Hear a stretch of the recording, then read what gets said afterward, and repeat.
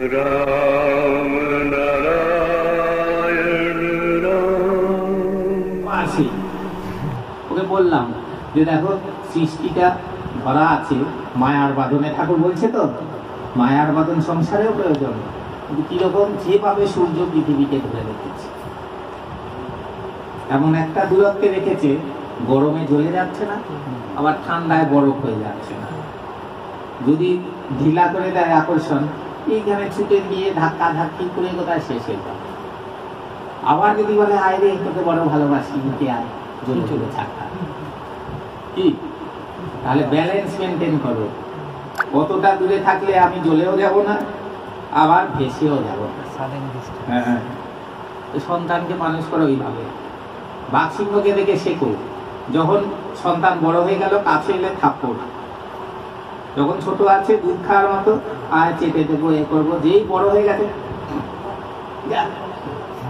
নিজে স্বীকার করে খা।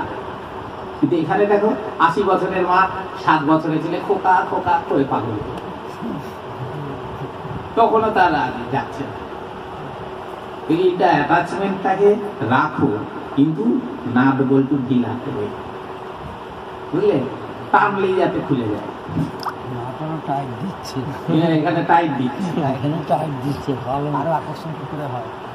পাকা পড়তে পারি তো সব বসে বসে ঠাকুর বলছে তোমরা একটু বসে চিন্তা করো, একটু চুপ করে থাকতে শেখো, একটু সহ্য করতে শেখো। আমাদের সহ্য নেই, একটু বললেই 10টা কথা শুনিয়ে দেয়। এই যে মন দিয়ে একজনের কথা শুনবো, আমাকে যদি একজন রিক্সাওয়ালা ঠেলাওয়ালা বাজারের লোক গল্প করতে পারে, মন দিয়ে শুনি, সবার থেকে শিক্ষণীয় আছে। ওর জীবনে এমন কিছু ঘটনা আছে তোমার শিক্ষা দেবে। কোনো কিছু অবহেলা, এই যে জীবনের ধন কিছুই দেয় না ফেলা, সব থেকে শিক্ষা আছে। খারাপের সাথে মিলেও শিক্ষা আছে, যে ওটা খারাপ, যে বুঝতে শেখো। সেই জন্য সব কিছুর সাথে যোগাযোগ রাখো। কিন্তু এই যে যোগ বিয়োগ পুরাণ ভাগ ঠাকুরের ফর্মুলা দিয়েছে না, এই যে যোগটা কি, যেখানে যোগাযোগ করলে আমি উন্নতির পথে যাই, আলোর পথে যাই, জ্ঞানের পথে যাই, এটাই যোগ লাগবে। বিয়োগ এটা ক্ষতিকর, আমার জন্য ক্ষতিকর, সমাজের প্রতি, ব্যক্তির জন্য ক্ষতিকর। বিয়োগ পূরণ, অভাব দেখেছো যেখানে, পূরণ করো। পূরণ, গুণকে পূরণ বলে। তো একজন গুরু ভাই খেতে পায় না, দুর্দশা, আরে গুরু ভাই নির্বিকারে বসে আছে, এরকম দেখা যায়, পূরণ হলো না। আবার ভাগ, যা পেয়েছো সবাই সেটাকে ভাগ করে না, প্রকৃতির জিনিসকে সঞ্চয় করে আরেক জায়গায় অভাবের সৃষ্টি করে। এইটা কি এই যে বলছে না গণিত, বিজ্ঞান, সুর, যুক্তি আমার ধর্ম, এটা হলো গণিতের মধ্যে পড়বে, যোগ বিয়োগ পূরণ। সুর কি? সুর যে নিয়মে মহাকাশ থেকে বস্তুগুলো বেরিয়ে আসছে পরিবর্তনের ধারায় সৃষ্টির উদ্দেশ্যকে সফল করার জন্য এগিয়ে যাচ্ছে, এটাই সুর। এর বিরুদ্ধে যাওয়াই অসুর, বুঝলে? প্রকৃতির নিয়মের সাথে সুর মিলিয়ে চললে তুমি সুর, আর তার বিরুদ্ধে গেলেই অসুর। গণিত তো বললাম। আর যুক্তি কি? যেটা জানবো না, বুঝবো না, এটা বলবো না। শোনা কথা, প্রমাণ নেই, কি করতে হয়? রোজ সন্ধ্যাবেলা গোবর লেপতে হয়, শাঁখ বাজাতে হয়, লক্ষ্মীকে ধূপ দিই। কেন করছি জানি না, শাশুড়ি করেছিল, তার শাশুড়ি করেছিল, ঠাকুমা করেছিল, আমিও করছি। যুক্তি নেই। মোটা করে সিঁদুর পরলে স্বামীর একেবারে হয়, দেখা গেল পরের দিনই বাসের তলায়। কি হলো সিঁদুরের লাভ? বুঝলে? তাহলে এই সংস্কার কাকে বলে? যেটা বুঝি না, শুধু লোকে করে বলে করি, তার পেছনে যুক্তি নেই। ওইটাই বুঝে করো, তাহলে যদি যুক্তি দেখাতে পারো তাহলে ঠিক। মন খচখচ করছে না। এই যে বলছিলেন উনি যে ওনার আসনে, বিপুল বাবুর স্ত্রী, যে আসনে শুধু ঠাকুর আছে, লোকে এসে জিজ্ঞেস করে "এই, তোমার আগে লক্ষ্মী নেই? দেব দেবতা নেই, এই কি ব্যাপার?" তাহলে উনি বুঝেছেন যে আর আমার কিছুর প্রয়োজনই নেই। এই যে বললাম দেবদেবী লাইন দিয়ে দাঁড়িয়ে আছে তাকে ফুল দেবে বলে, তুমি আবার এরম করে নাক ঘুরিয়ে দেখতে যাবে? ডিরেক্ট মালিককে পেয়ে গেছি, আবার কারো প্রয়োজন নেই। হ্যাঁ, আমায় ছাড়া যারে ধরবা তার দৌড় সোদপুর বাজার অব্দি, সেখানে গিয়া শেষ, তুমিও শেষ। কাজে তোমার আর ঠাকুরের মাঝে কাউকে রেখো না, যেটা রাখবে সবই বাধা, সবই বেরিয়ার, কেউ নেই, কারোর জায়গা নেই। সাহায্যকারী থাকতে পারে, তার সঙ্গে ভালোটা নিয়ে নেবে 2 লক্ষ ঠাকুর। এই যোগে বললাম যে তোমার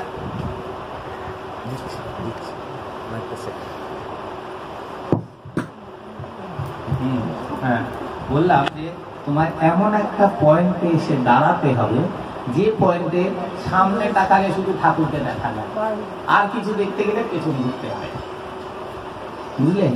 এইরকম জায়গায় এসে তোমার দাঁড়াতে হবে যে আমি তাকিয়ে আছি শুধু ঠাকুর, আর কোথায় কি ওই পেছনে আমি হারানোর মাঝে হারিয়ে আছি, তাকানোর দিকে তাকিয়ে, অর্থাৎ আমার দিকে যে তাকিয়ে আছে সেই দেখতে পাবে আমি তাকিয়ে আছি, যে তাকাবে না তার কাছে আমি হারিয়েই থাকবো। তাহলে ঠাকুরের তাকানোটা, তার কৃপাটা যদি দেখতে চাও তুমিও তার দিকে তাকিয়ে থাকো। সূর্যমুখী ফুল বলছে না সারাদিন সূর্যের সাথে সাথে যাচ্ছে, আর বলছে কায়ার সাথে ছায়া হয়ে যাবে যে তাকে বলবো আমার মনের কথা। তো ছায়ার তো নিজস্ব অস্তিত্বই নেই, দেহ না থাকলে ছায়াই নেই।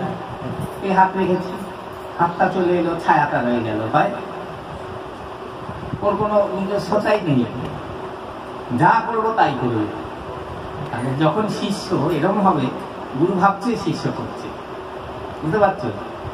ছায়ার সাথে কায়া পিতায়, শিষ্যরা নিজস্ব কিছু নেই, মন দিয়ে দিয়েছে তো, ঠাকুর ভাবছে ওর মধ্যে দিয়ে কর্ম হয়ে গেছে।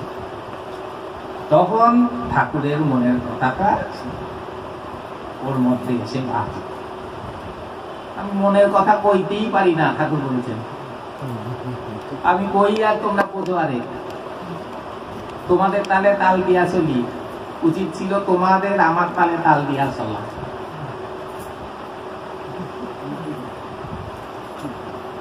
এই আর কি, কটা বাজে?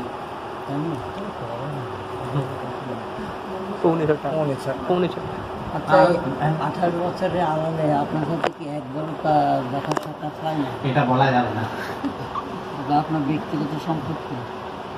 না না, এইসব বলতে নেই, না এটা এসে যায় না, সত্যটাতে সত্যই। এই এবার ঠাকুর এসছেন, দেখছি এসে শুয়ে আছেন খাটে, দেখি পাটা একদম ফাটা ফাটা নোংরায় ভরা। আমি তো দেখি কি অবস্থা। তারপরে গুরু ভাই বোনদের বকা ঝকা করতে গেছি, তোমরা দেখো না ঠাকুরের এইরকম পায়ের অবস্থা। তারপরে এসে দেখি ঠাকুর নেই, আমার বাড়িতেই হচ্ছে সব। তারপরে বাথরুমে গিয়ে দরজা থাকতে বলছি, তুমি কি ভেতরে আছো? সারা নেই, হাত করে দেখি গামছা পরে জল চৌকির মধ্যে বসে, চুপচারে যেরকম স্নানের জন্য বসে থাকতো। আমি নিয়ে পাটা নিয়ে এবার পরিষ্কার করতে শুরু করলাম, সেই পদ্ম ফুলের মতন রং বেরিয়ে এলো, গোলাপি। এবার বলছি ঘষতে ঘষতে, অনেকদিন তো হলো, আর দেরি করো না, এবার শুরু করে দাও। উদাস হয়ে তাকিয়ে আছে, এটা একটা স্বপ্ন। তার কিছুদিন পর বলা শিখি করো, আচ্ছা এসছে, দেখছি ঠাকুরের মাস্ক লাগছে না, খালি গা, খালি গায়ে আমায় সব কথা বলতে বলতে। তারপরে হঠাৎ বলছে, তুই রোগা হয়ে গেছ, কালো হয়ে গেছ, তাহলে কি শেষ আইয়া পড়লো? বাল ব্রহ্মচারী কি এবার শেষ করবো? নিজেই বলছে। দ্বিতীয় স্বপ্ন, দ্বিতীয় স্বপ্ন টচ নচ করে দেবে, রক্তাক্ত হয়ে যাবে সব, লেগে গিয়ে বলছে প্রচন্ড গরম পড়বে। এই বলে চলে গেল। যেদিন এটা বললো তারপরের দিনই টিভিতে দেখালো যে সাইবেরিয়ায়, হ্যাঁ বললাম যে গাড়িতে, যেখানে -ডিগ্রিতে থাকে তাপমাত্রা, সেখানে লু বইছে, হ্যাঁ হ্যাঁ, আর বনে আগুন লেগে গেছে, ফরেস্ট ফায়ার 53। এখানেও নেই, -20টা 53, মানে বলার পরের দিনই প্রমাণ। এই তছনছ করে দেবে। আর আরেকটা কথা লোকের মনে আছে, আমি এদের খুলে বলে দিলাম যে আমি যে বলি যে আমি 2022-এর দিকে তাকিয়ে বসে আছি। কেন বলি? ঠাকুর 52 সালে পুরীতে বলেছিলেন যে বিশ্বের মহানের যে পোস্ট, গাইডেড বাই মহান, সেটা মনে হচ্ছে এই পোস্ট এসে যাচ্ছে তোমাদের ঠাকুরেরই, তোমরা জানলে খুশি হবে। এই পোস্ট একমাত্র আমার, যার মেয়াদ 10 কোটি বছর। হ্যাঁ, এই আসনটা অ্যাবলিস্ট হয়ে যাবে আজ থেকে 70 বছর পরে। 52 সালে 70 বছর পর, মানে 2012 থেকে 22। এই জন্য আমি বলি 2022 ঠাকুরের হিসাব দিয়ে, আমার ভবিষ্যৎবাণী না। সবই তো ম্যাথামেটিক্সের উপরে চলছে। হ্যাঁ, এই জন্য আমি ওই দিকে তাকিয়ে বসে 2022 হিমালয়।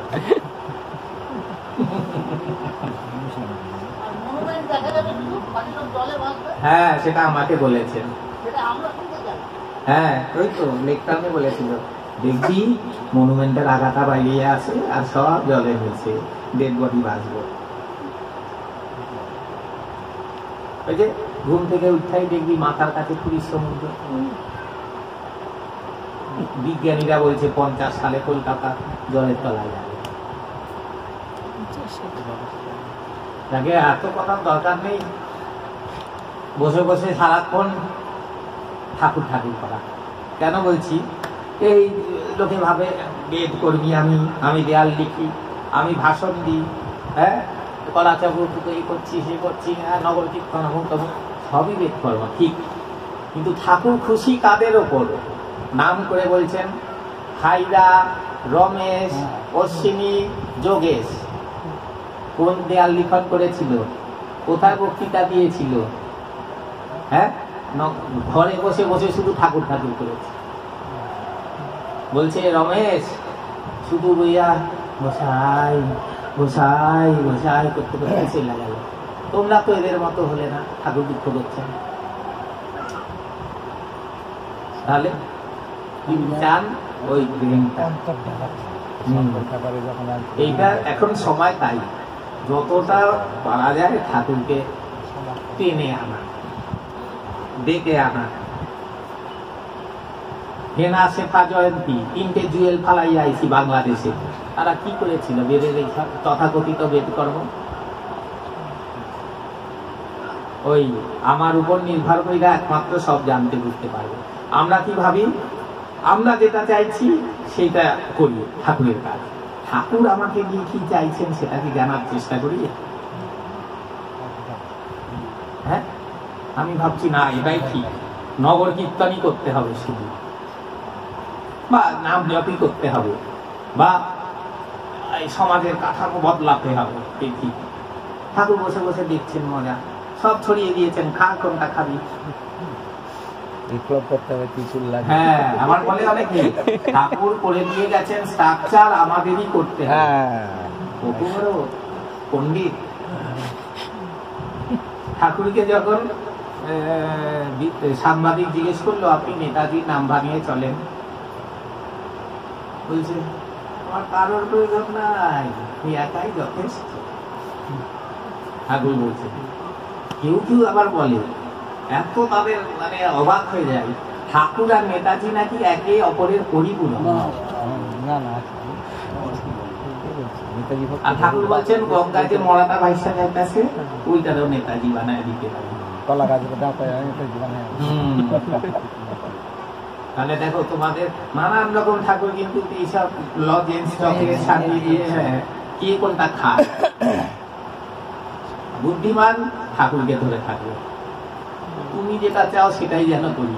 বললাম যে তোমার ইচ্ছাটা যেন আমার কর্ম দিয়ে দেবে, আমি যেটা চাইছি যেটা যদি ভুল হয় আমি চাইলেও তুমি দেবে না, আগে থেকে বলে দাও, বুঝতে পারলে? আগে থেকে ঠাকুর তোমাকে বলে দিলাম, কিন্তু আমি যদি ভুল করে কিছু চাই তুমি কিছুতেই মঞ্জুর করে দেবে, প্রার্থনা করে দিলে। এবার দেখলে ছ্যাটা খুব চলছে, হ্যাঁ তুই তো কইছ তোর জঞ্জাল গুলো কাটাই দিব না। ঠাকুরের কাছে দুজন দীক্ষা নিয়েছে একই দিনে, একজনের দুর্দশা একবারে, আরেকজন মোটামুটি ভালো। জিজ্ঞেস করছে ঠাকুর কি ব্যাপার, একই দিনে তো দীক্ষা নিল? ওর ধর 50টা জন্ম আছে, এই ধর 5টা, 50টা জন্মের এটা কাটাই দিব না একজন মেয়ে, একটু বেশি ছাঁচাগুটা দিতে দিব। তুমি তো আগে পরে জানো না, তুলনা করতে শুরু করলে ঠাকুর ওকে বেশি ভালোবাসে, ভালো রেখেছে, আর আমাকে পছন্দ করে না, আমার এত কষ্ট। আরে তোমার অতীতটা কি? গুরু কে বলছে? শিষ্যের গুরু দায়িত্ব যিনি বহন করেন, শিষ্যের অতীতটা জেনে বর্তমানে ব্যবস্থা দেন যাতে ভবিষ্যৎটা সুন্দর হয়। তো আমরা তো আমাদের অতীতও জানি না, বর্তমানে কি করছি কেন করছি তাও জানি না, ভবিষ্যতে কি হবে তাও জানি না। এই জন্য উত্তর বার করতে বলেছো, কোত্থেকে এসেছো, কেন এসেছো, কোথায় যাবে, এই 3টে উত্তর বার করো। অনেকে বলে এই পরের কথা শুরু করেছে, আগের কথা, সমাজে পেটে খাবার দাবার নেই, অমুক নেই। আমার কথা বলে, আমার পেটে অনেক খাবার তো তাই জ্ঞানের কথা বলছে। তাহলে ঠাকুর তো কি অজ্ঞান? ঠাকুরকে বললেন কোত্থেকে এসছো জানতে, কোথায় যাবে, তো পরের কথা বোঝে না। কোথায় বলেছে ঠাকুর পরের কথা না বলতে? মার্কেটে গিয়ে, সমাজে গিয়ে ওসব বলতে যেও না। তাহলে গুরু ভাই বোনদের বলবো না? তাদের তো এটা কাজই দিয়েছেন তিনি, কোথায় যাবে খুঁজে বার করো, তাই না? তাহলে বুঝতে হবে কোন কথাটা কোথায় প্রযোজ্য, কার জন্য প্রযোজ্য। বললেন ঘরে হয়তো 25টা লোক, বুঝলি তো, বললে আমি ওইখানে যাব, আমার ইচ্ছা আছে। এবার 7-8 বুঝে নিল, তো বললো ইয়া সবাই। ঘরে ছিল তো 25 জন, যদি শুধু ওদের উদ্দেশ্যে বলে থাকে, মা কেটে চলে গেল, ঠাকুর আমাদের নিয়ে ওইখানে যাবেন। আজ সব কথা ঠাকুরের একদম নীতির এতে মাপা, এত সহজে শুধু কথা ধরে ফেলে বলবো না বুঝে গেলাম। কোনটা যে কার ক্ষেত্রে, ওইটা বুঝতে হয়। একজনকে বললো শোন, তুই রোজ 1 তলা 4 তলা করবি, তাহলেই তোর মুক্তি। এবার সব শিষ্য রোজ 1 তলা 4 তলা করতে শুরু করলো, বলেছিলাম। তারপরে হাঁটুর রোগ, হসপিটাল, অপারেশন, ওটা শুধু ওর জন্যে।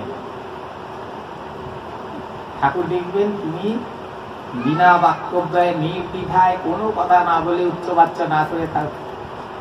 ওই যে বলেছিলাম গল্পটা, বড় একটা শিশুকে নিয়ে এসছে, সে পাখির ছানার মতন, বাবা মা বলছে ঠাকুরকে বাঁচাও। শিষ্যরে বলছে বাড়ি আবাসিক, এই গরম জল নিয়ে আয়।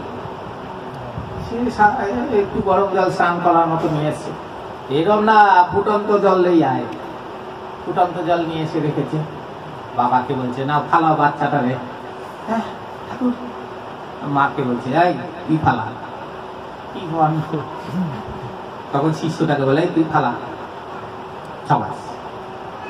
এবার বাচ্চা তোর মধ্যে খেলাখেলি করছে, বাবা মা তোর মতো বন্ধ, ঠিক আছে যা, তোর বাচ্চা ভালো হয়ে যাবে 2 বছর পর। কেন ঠাকুর? 1 বছর গেছে বাবার সন্দেহে, আর 1 বছর গেছে মায়ের সন্দেহে।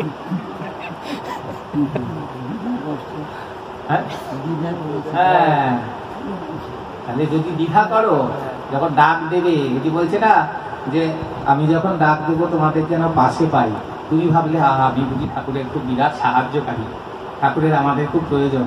কোনো প্রয়োজন নেই তোমার, একটা শিষ্যদের ঠাকুরের বিপ্লবের জন্য প্রয়োজন নেই। প্রয়োজনে দিতেই না, আপনার আমি বিপ্লব করে যাবে। হ্যাঁ,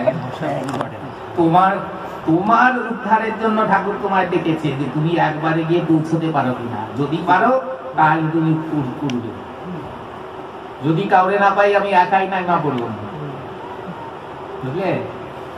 কাকু কিচ্ছু এসে যায় না, কে এলো কে গেল, যে আসতে পারবে তার ভাগ্য।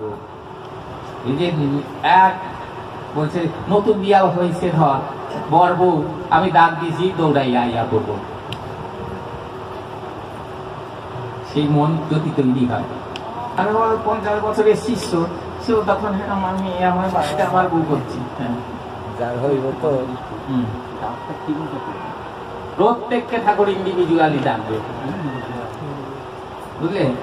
বলছি কেন বললাম, লেকটাউনে 92 সালে ঠাকুর ঘরোয়াকে বলছে, শোন, আমি যখন নামো বাল বাচ্চা লইয়া, ত্রিশুল দিয়া তোরা তো দৌড়াবি, তোদের ত্রিশুল দিয়া আগুন বাইর হইব, প্রত্যেকের ত্রিশুল দিয়া। আর যারা ত্রিশুল পাইব না, ওরা লাঠি সোটা যা নিবি তাই দিয়াই আগুন বাইর হইব। আর ভয় পাবি না, পিছনে তাকাইয়া দেখবি প্রত্যেকের পিছনে আমি আছি। হাজার হাজার হ্যাঁ, তাহলে বুঝুন না, একই সময় সকলকে ডাক দেবেন কি করে? সবার সামনে। এই যে কায়াবুহ বাংলাদেশে দেখেছিল শিষ্যরা, একটা ঘরে যতগুলো শিষ্য, প্রত্যেকের সামনে একটা করে ঠাকুর কথা বলছে।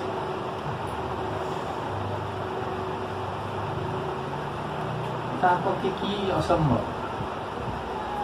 এগুলো তুমি ভাবো যে সত্যি তো, এগুলো ভাবি না, এই পেয়ে আমি কি করছি? ভিকিরির মতো ঘোরাতে ঘোরাতে যাবো, তারপর বুক ফুলিয়ে, হ্যাঁ হয়ে গেছে জ্ঞানের হাসিল শেষ।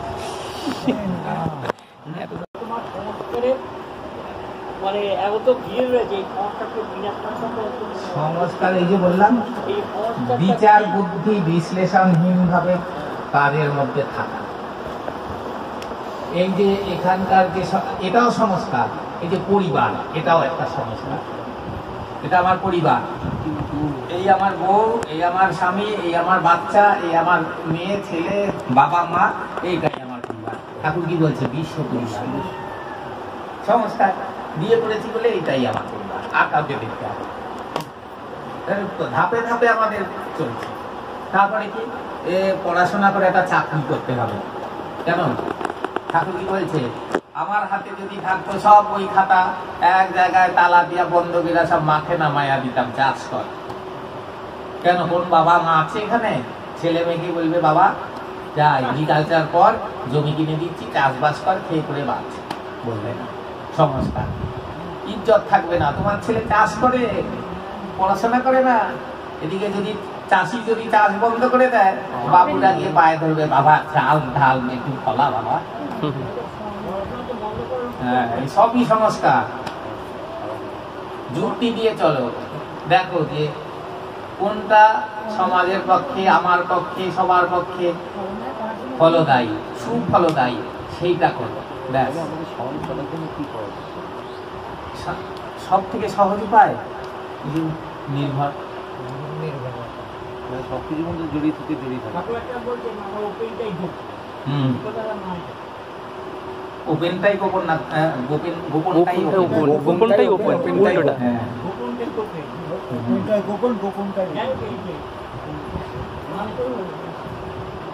গোপনটা ওপেন কি করে?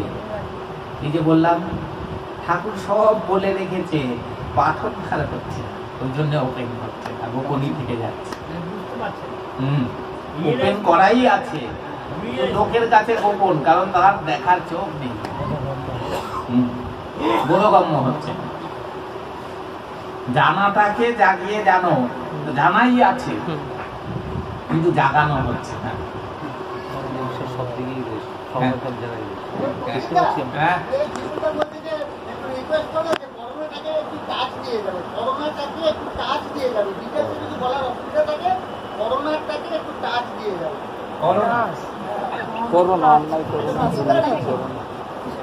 আর কি আর অনেকে বলছে ঠাকুরের এটা করোনা ঠাকুর এনেছেন,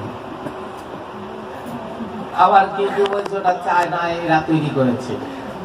হ্যাঁ, অনেক কিছু বলা যায়, ধারণার বসে, অ্যাজাম্পশনের বসে অনেক কথা বলা যায়।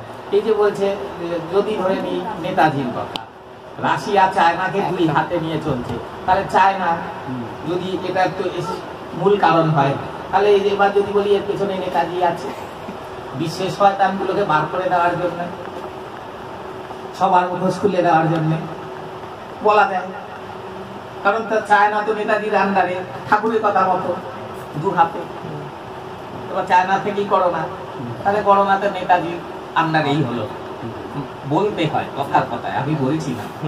হ্যাঁ, তো এইরকম অনেক কিছু বিশ্লেষণ বার করে দেওয়া যায়, বেকার কোনো লাভ নেই।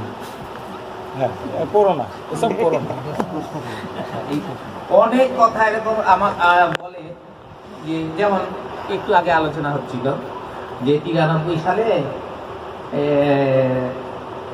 ঠাকুরকে জলপথে কার লোক নিয়ে গেছে, কার লোক বলা হয় কি জানো না? এই তো ভয় কেউ বলছে না, জলপথে নিয়ে গেছে। এবার আমি যদি বলি ঠাকুর বলেছে জলপথেও আক্রমণ হতে পারে, তাহলে আক্রমণকারী এসে নিয়ে গেছে যদি বলি, ঠাকুরের কথা বল। হ্যাঁ, বুঝতে পারছো? যা বলবে তার উল্টো আরেকটা আমি বলে দেবো।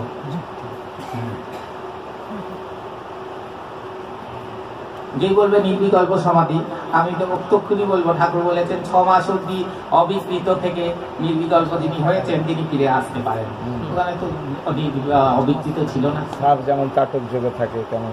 হ্যাঁ হ্যাঁ, কোনো পরিবর্তন হবে না দেহে, ঠাকুরের কথা, ওটা পরিবর্তন হয়নি বলুক কেউ।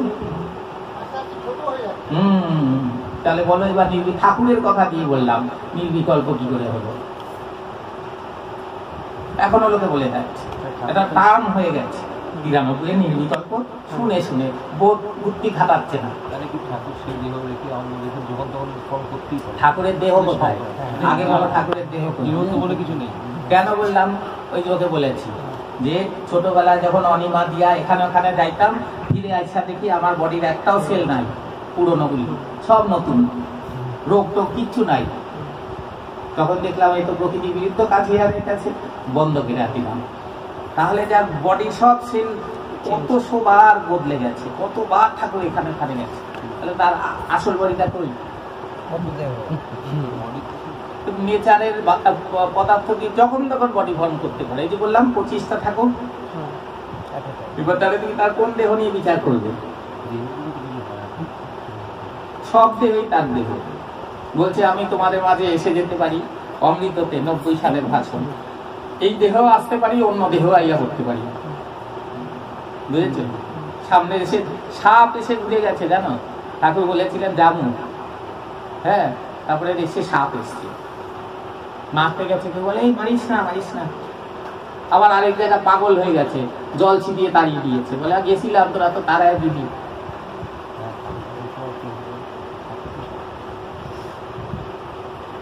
কখন যে কোথায় কি অবস্থায় আসছে, কি করছে জানে না কেউ। সাংঘাতিক ব্যাপার যে একটু নিমগ্ন চিত্তে চিন্তা করবে, সাধনা করবে, সেই সারা পাবে, কিন্তু করতে হবে। তুমি দেখো, তুমি একটা বলছি শাস্ত্রীয় সঙ্গীতের জগতে বলে তুমি রেয়াজ করতে করতে করতে একদিন যদি বাদ দিয়ে দাও, 40 দিন পেছনে চলে যাবে। 40 দিন তো তুমি দেখো জব করছো করছো করছো, হঠাৎ ছেড়ে দিল, হ্যাঁ অনেক তো করেছি, আজকে থাক। আবার কিন্তু এই যোগাযোগের যে হাতটা তৈরি হচ্ছিল আবার গুটিয়ে গেল, আবার নতুন করে শুরু হলো। ওই দিক থেকে হাত বাড়াচ্ছে, এদিক থেকেও হাত এগোচ্ছে, এর দেখতে কই ডাকে না তো। এই যে সময়ের কেন আছে, সময়ের এই যে বললাম না, প্রেমিকা আমার কলেজ থেকে ফিরবে 4টের সময়, দেখি 5 মাথার মোড়ে গিয়ে দাঁড়িয়ে থাকে, ওই পাস করবে দেখবো। প্রেমিকাও বুঝে গেল, আরে ও তো এসে দাঁড়ায়, ব্যাস দুজনের চোখাচোখি শুরু হয়ে গেল ওই টাইমে রোজ, ওর থেকে আস্তে আস্তে ঘন। এবার প্রকৃতি দেখছে, এই যে তুমি যখন ডাক শুরু করছো, বলছে কি প্রকৃতি থেকে খবর চলে যাচ্ছে। দেখবে ঠাকুরের কথা আছে, যেই সেটগুলো চার্জ হয়ে আছে সেইগুলো প্রাপ্য হিসেবে পেয়ে যায়, আমাকে কিছু করতে হয় না, নেচার থেকেই পেয়ে যায়। মানে তারা তো জব করছে, ধ্বনির চর্চা করছে, এবার নেচারের সুরের ওইগুলো হচ্ছে কনসাস হয়ে গিয়ে ওর হেল্পে চলে আসছে। স্মরণ করছো, ঠাকুর তো দিয়ে রেখেছে, যত পারো টেনে নাও, আমাকে দেখতেও হবে না, তোমরা পেয়ে যাবে। তো এইরকম তুমি যখন রোজ এক টাইমে সাধনা করছো, নাম করছো, প্রকৃতি সজাগ হয়ে গেল, এই দেখো এ রোজ বসে, একে আরো সাহায্য করো, একে আরো সুযোগ করে দাও। এই করতে করতে করতে করতে একটা টানেল তৈরি হবে, একটা রাস্তা তৈরি হয়ে যাবে। সেই রাস্তা গিয়ে তখন ওইখানে গিয়ে যোগাযোগ হয়ে যাবে। তখন বলবে বাহ, এই তো রোজ এই সময় আমায় ডাকে, তখন রোজ দেখবে আজ ডাকছে কিনা, এই তো ডাকছে। হ্যাঁ, এবার হয়তো দেখা গেল 2 মাস দেখলো না, চট করে আবার 2 মাস পর দেখি তো আজ ডাকে কিনা, আজও ডাকতেছে, বাহ। এবার তুমি 2 মাস করে ভাবলে